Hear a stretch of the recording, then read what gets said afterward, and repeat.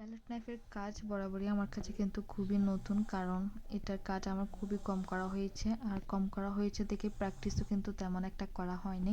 তাই আমি চেষ্টা করি যে কেকগুলোতে আমাকে কোনো ডিজাইন বলে দেওয়া হয় না সেই কেকগুলোতে প্যালেট নাইফের ডিজাইনগুলো করার।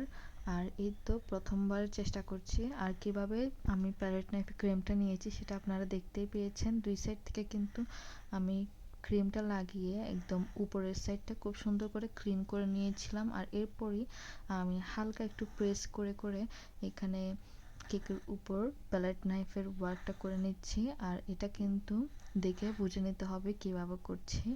আর উপরের সাইডটা ক্লিন করতে হবে, আর এতে করে কিন্তু খুব সুন্দর একটা পাতা শেপ তৈরি হয়ে যাবে। আর এই তো আমি একটা একটা করে সবগুলো পাতা এভাবে করে দিয়ে নিচ্ছি কেকের দুই সাইডে।